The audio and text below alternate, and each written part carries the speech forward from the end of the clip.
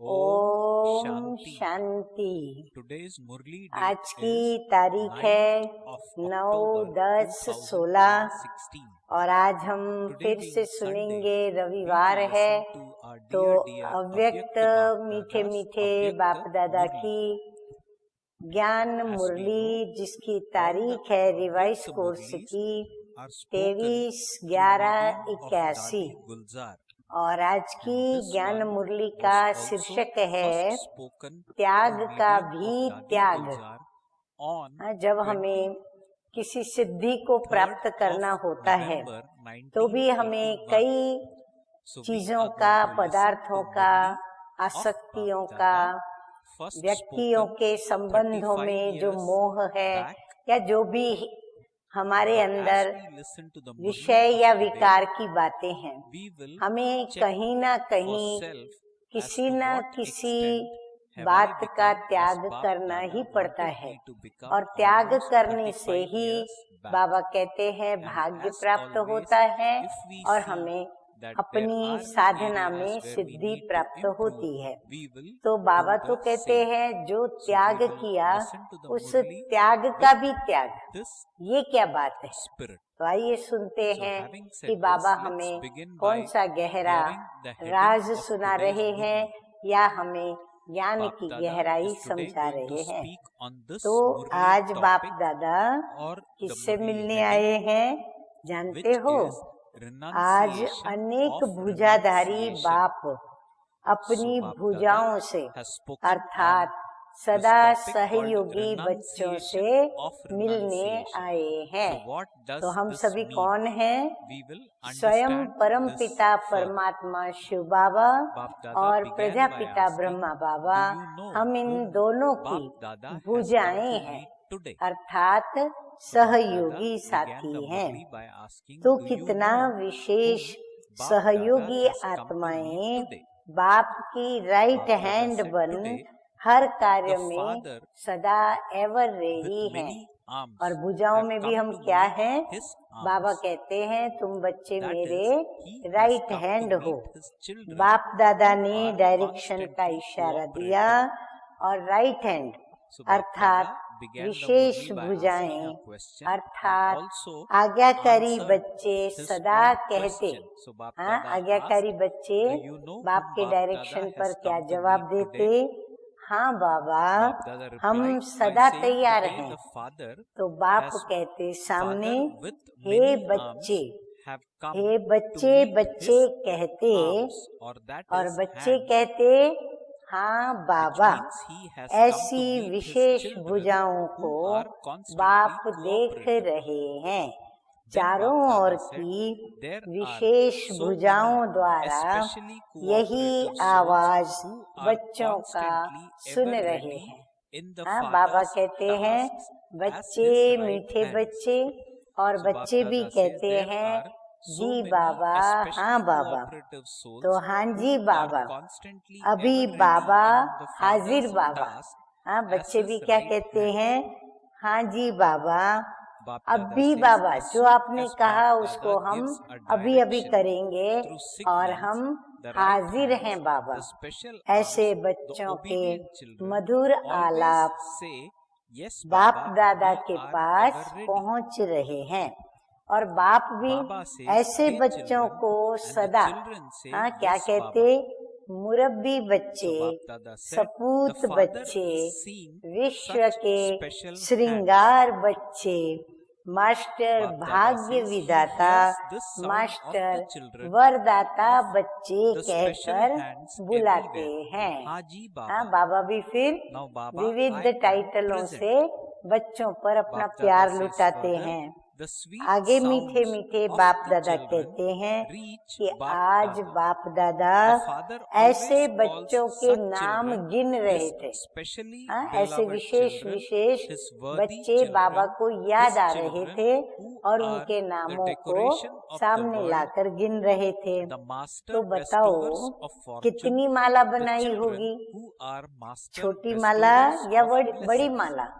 हाँ, बाबा की माला छोटी बनी होगी या बड़ी बनी होगी, और उस माला में आप सबका नंबर कहाँ होगा। लास्ट की रिजल्ट माला की नहीं कह रहे हैं। हाँ, लास्ट दाने की रिजल्ट बाबा नहीं सुनना चाहते हैं।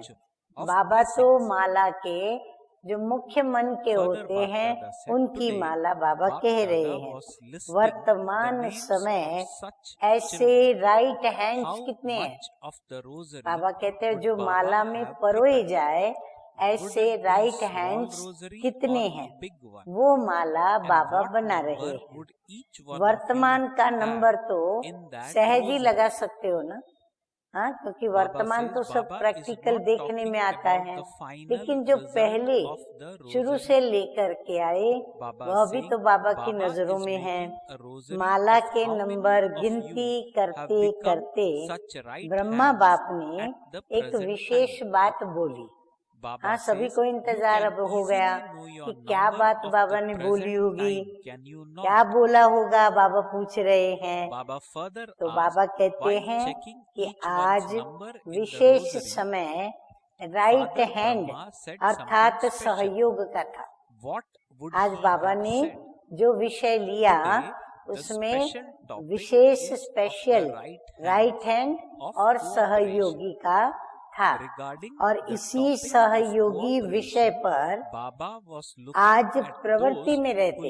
हाँ, बाबा का आज माला बनाने के लिए कौन सा विषय था, सहयोगी बच्चे, और वो भी राइट हैंड बच्चे, और उसमें भी प्रवृत्ति में रहते, प्रवृत्ति की वृत्ति से परे रहने वाले, व्यवहार में रहते, अलौकिक व्यवहार का सदा ध्यान रखने वाले ऐसे न्यारे और बाप के प्यारे विशेष बच्चों की विशेषता को देख रहे थे। वायुमंडल की अग्नि से, वायुमंडल की अग्नि के सेक से, उसकी जो गर्मी आती है ना, उष्मा जो आती है, उस सेक से भी परे ऐसे जो बच्चे थे बाबा उनको देख रहे थे। ऐसे अग्नि प्रूफ बच्चे बाप दादा ने देखे। तो आज बाप दादा का ध्यान ऐसे बच्चों पर गया। आज ऐसे डबल पार्टधारी लौकिक में भी अलौकिकता का पार्ट बजाने वाले बच्चों की महिमा कर रहे थे। तो सभी ने सुनी यह बात, और हरेक ने इस बात को समझते हुए अंदर में अपनी स्थिति में प्रसन्नता को पाया। अच्छा, आगे बढ़ते हैं। अब प्यारे प्यारे बाप दादा कहते हैं कि डबल पार्टधारियों की एक ये विशेषता वर्णन हुई कि कई ऐसे अनासक्त बच्चे भी हैं। हाँ, प्रवृत्ति में रहने वाले जो लौकिक अलौकिक डबल पार्ट प्ले करते हैं, उनकी विशेषता वर्णन हुई कि उसमें कई ऐसे अनासक्त बच्चे भी हैं जो कमाते हैं। सुख के साधन जितने जुटाने चाहें उतने जुटा सकते हैं, लेकिन क्या करते हैं वो साधारण खाते, साधारण चलते और साधारण रहते हैं। पहले अलौकिक सेवा का विशेष हिस्सा निकालते हैं। ध्यान से सुना सभी ने। भले वो बहुत अच्छी तरह से असाधारण बन करके खाना पीना जीना कर सकते हैं, परंतु फिर भी सब कुछ होते भी साधारण खाते, साधारण चलते, साधारण रहते हैं।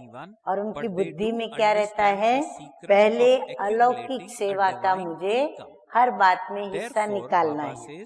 लौकिक कार्य, लौकिक प्रवृत्ति, लौकिक संबंध, संपर्क निभाते भी हैं, लेकिन अपनी विशाल बुद्धि के कारण नाराज भी नहीं करते किसी को, और ईश्वरीय कमाई के जमा का राज सुनाते हुए विशेष हिस्सा राज युक्त हो निकाल भी लेते।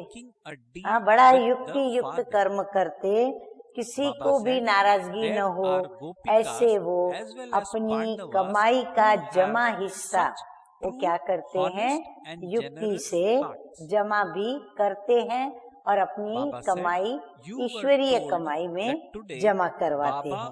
इस विशेषताओं में गोपिकाएं भी कम नहीं।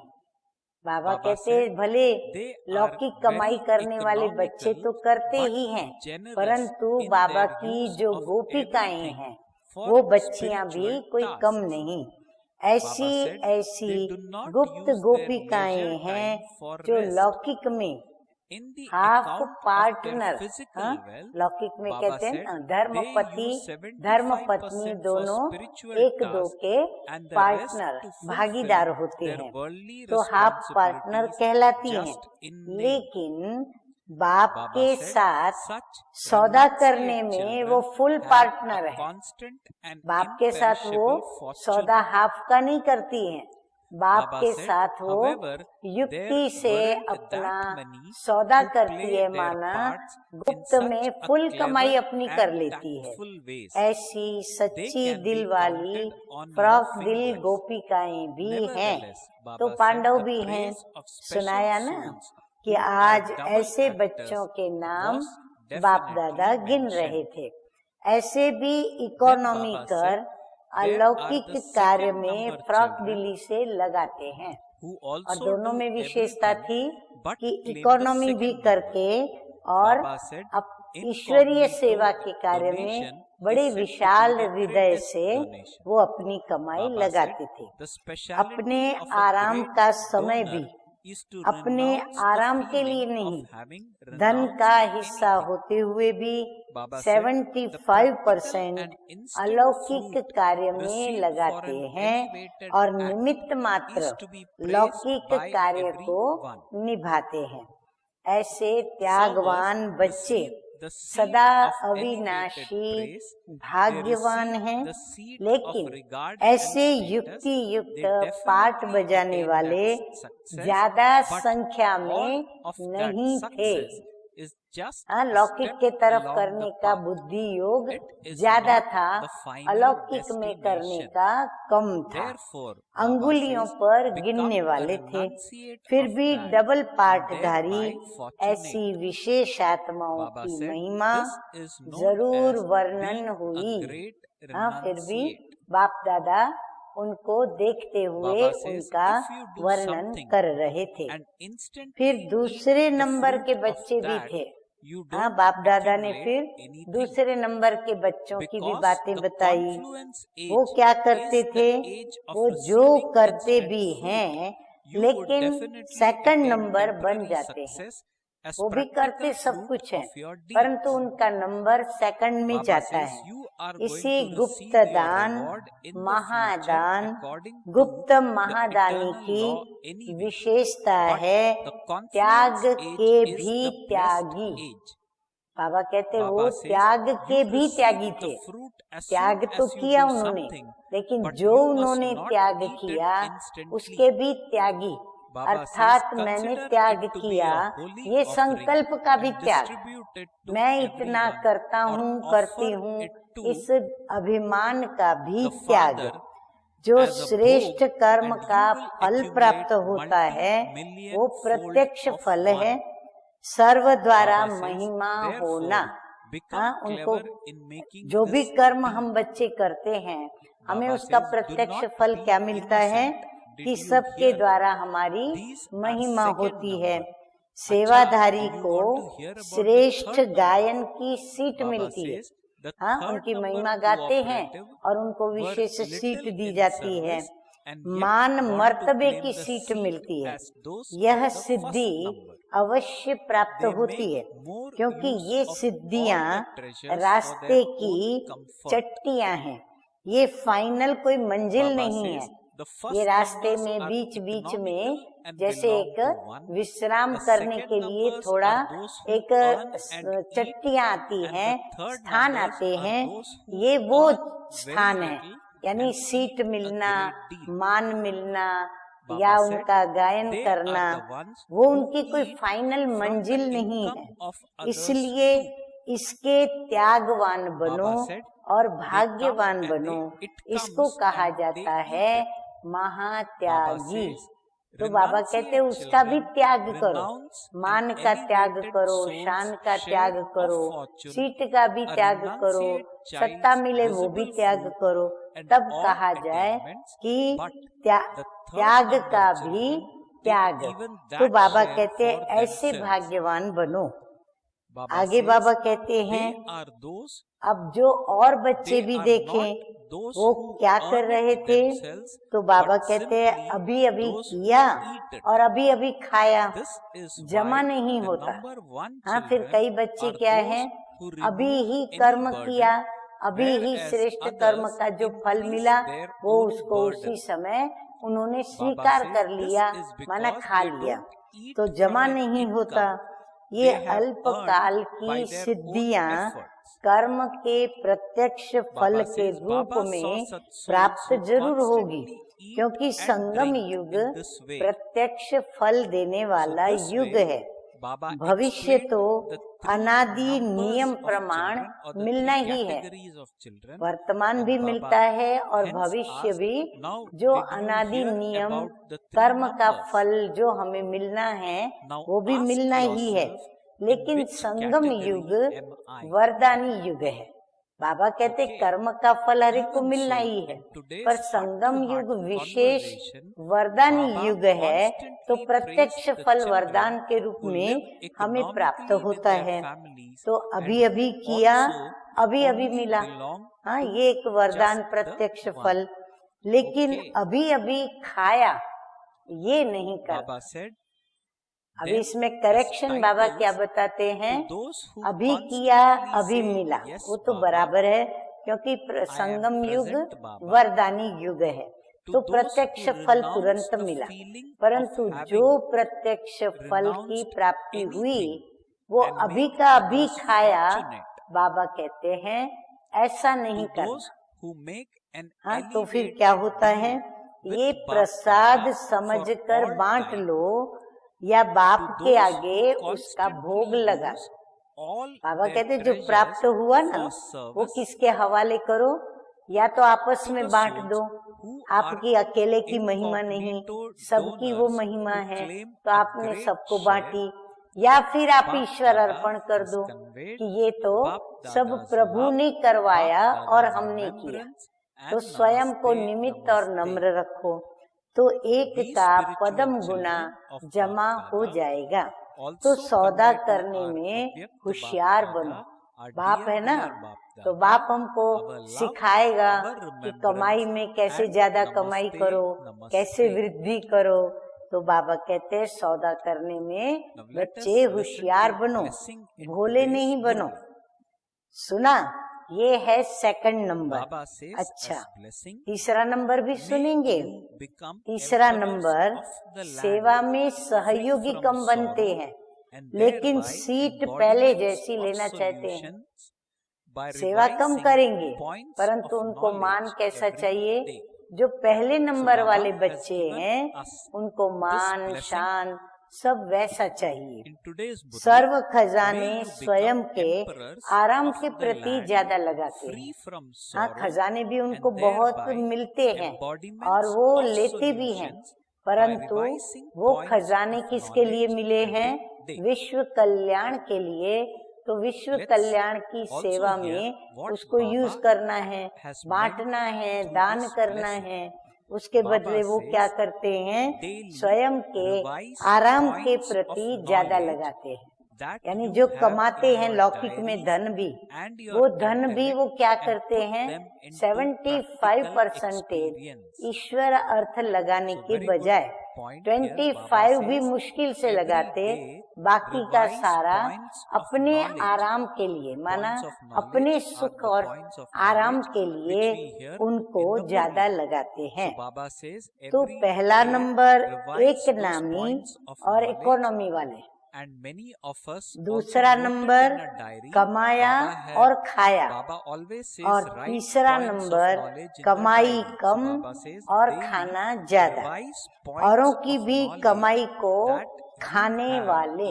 हाँ, तीसरा नंबर वाले क्या करते हैं, कमाई औरों ने की, उसका यश वो खुद प्राप्त करना चाहते हैं, तो वो है लाओ और खाओ।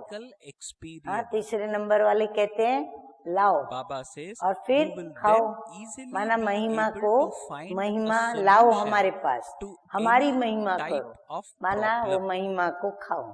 श्रेष्ठ आत्माओं के भाग्य का हिस्सा त्यागवान बच्चों के प्रत्यक्ष फल, सर्व प्राप्तियों को त्यागवान त्याग करते। हाँ, वो जो पहले नंबर वाले बच्चे और दूसरे नंबर वाले बच्चे, पहले नंबर वाले तो पूर्ण रूप से त्याग का भी त्याग करते, दूसरे नंबर वाले जो प्रत्यक्ष फल मिलता उसको बांटते, परंतु तीसरे वाले क्या करते, वो उनका भी भाग्य खुद खाना चाहते, तो सर्व प्राप्तियों के को त्यागवान त्याग करते। लेकिन तीसरे नंबर वाले उन्हों के हिस्से का भी स्वयं स्वीकार कर लेते, भले महिमा कार्य उन्होंने किया, महिमा किसी और को मिलती है, तो उस समय ये नहीं कहेंगे कि ये हमारे कारण हुआ, ऐसा नहीं कहेंगे, परंतु वो स्वीकार कर लेते हैं जिनके कारण हुआ, उनकी महिमा उनको लौटावे, उनके लिए कहे या उनको देवे या उनकी कमाई है, ऐसा वो नहीं करते। कमाने वाले नहीं, सिर्फ खाने वाले। कमाया उन्होंने इनको खिलाया, उन्होंने खा लिया, यानी सेवा किसी ने की, महिमा उनकी हुई, तो उन्होंने उस महिमा को स्वीकार कर लिया। इस कारण नंबर 1 बच्चे बोझ उतारने वाले और वो है बोझ चढ़ाने वाले। कितना फर्क पड़ गया, वो बोझ उतारते हैं क्योंकि मान शान महिमा स्वीकार नहीं करते, और जो प्राप्त होता है वो भी 75% ईश्वर को सौंपते, और ये जो है वो अपने बोझ को चढ़ाते, जो उन्होंने नहीं किया वह प्राप्त करते, स्वीकार करते, क्योंकि अपनी मेहनत की कमाई नहीं खाते। बोझ क्यों चढ़ा, क्योंकि उन्होंने मेहनत करके वो नाम नहीं कमाया, इसीलिए उनके ऊपर बोझ चढ़ता। ऐसी खाती पीती आत्माएं भी देखी। हाँ, तो बाबा ने 3 प्रकार के बच्चे देखे, अभी सुने 3 नंबर। हाँ, सभी 3 नंबर की विशेषताएं सुनी। अभी सोचो कि मैं कौन, मैं इन 3 नंबर में से किस नंबर में आता हूँ या आती हूँ। अच्छा, फिर भी आज की रूरिहान में प्रवृत्ति में रहकर एक नामी और इकोनॉमी वाले बच्चों की बार बार बाप दादा ने महिमा गाई। अच्छा, ऐसे सदा, हाँ बाबा, हाजिर बाबा कहने वाले, सदा स्वयं का त्याग का भी त्याग कर औरों का भाग्य बनाने वाले, सदा बाप दादा से श्रेष्ठ सौदा करने वाले, सदा सेवा में सर्व खजाने लगाने वाले, ऐसे गुप्त दानी महाभागी आत्माओं को बाप दादा का याद प्यार और नमस्ते। हम रूहानी बच्चों का रूहानी बाप दादा को याद प्यार, गुड मॉर्निंग और नमस्ते नमस्ते। अभी हम क्या सुनेंगे? अभी हम सुनेंगे वरदाता वरदानी बाप दादा के वरदान का अमृत पान। तो वरदान है ज्ञान की पॉइंट्स को हर रोज रिवाइज कर समाधान स्वरूप बनने वाले बेगमपुर के बादशाह भव, जो बाबा की ज्ञान मुरली की पॉइंट्स को रिवाइज करते हैं, उनको समस्या के समय समाधान की पॉइंट तुरंत सामने आती है और वो उनको मदद करती है। तो उनकी स्थिति क्या हो जाती है? वो बेगमपुर के बादशाह बन करके खुश राजी होते हैं। तो आगे बाप दादा कहते हैं ज्ञान की पॉइंट्स जो डायरियों में अथवा बुद्धि में रहती है, उन्हें हर रोज रिवाइज करो और उन्हें अनुभव में लाओ, तो किसी भी प्रकार की समस्या का सहज ही समाधान कर सकेंगे। ऐसे नहीं डायरी में लिखा, डायरी फिर कबट में पड़ी रहे, फिर बरस के बाद 1.5 बरस के बाद देखें, या कभी कभी बीच बीच में ध्यान गया तो देखा। बाबा कहते नहीं, आप उन्हें रिवाइज करो, रिवाइज करने का अभ्यास करो तो समस्या का समाधान सहज कर सकेंगे। कभी भी व्यर्थ संकल्पों की हैमर से समस्या के पत्थर को तोड़ने में समय नहीं गवाओ। बाबा कहते व्यर्थ संकल्प की हथौड़ी लेकर के समस्या रूपी पत्थरों को तोड़ने में समय मत गवाओ, लेकिन ज्ञान की पॉइंट्स रिवाइज करो तो पत्थर को तोड़ने की बात ही नहीं आएगी। फिर ड्रामा शब्द की स्मृति से हाई जंप दे आगे बढ़ो। वहाँ पर हमको पत्थर पड़ा है बीच में, हमें तोड़ना नहीं, लेकिन जो रिवाइज करने वाले हैं वो क्या करते हैं? अपना रास्ता बना लेते हैं, सेकंड में ड्रामा कह करके उस पत्थर से उस पार निकल जाते हैं। फिर ये पुराने संस्कार आपके दास बन जाएंगे, लेकिन पहले उसके बादशाह बनो। बाबा कहते पुराने संस्कारों के ऊपर विजय प्राप्त करके उनके पहले बादशाह बनो, तख्त नशीन बनो। बाबा कहते ऐसे तख्त पर बैठो जो वो समस्याएं या फिर वो संस्कार जो हैं वो आपके राजा बन करके आपको गुलाम न बनाए, वो जैसे आपको चलाना चाहे वैसे चलाए, ऐसा नहीं होना चाहिए, लेकिन आप उनके राजा बनो और आप उन संस्कारों को हैंडल करो। तभी बाबा कहते हैं आप तख्त नशीन और बादशाह। कौन से बादशाह? संगम के बेफिक्र बादशाह और भविष्य के डबल ताजधारी बादशाह और भविष्य के तख्त नशीन बनेंगे। अच्छा स्लोगन है, हरेक को सम्मान देना ही सम्मान प्राप्त करना है। हाँ, बाबा ने बहुत अच्छी सहज विधि सिखाई है कि यदि कुछ लेना है, कुछ चाहिए, और जो चाहिए वो क्या करो? पहले दूसरों को दो। देना लेने की सही विधि है। तो अगर सम्मान चाहते हो तो बाबा कहते पहले सम्मान दो, ऑटोमेटिकली आपको सम्मान मिलेगा। अच्छा, ओम शांति।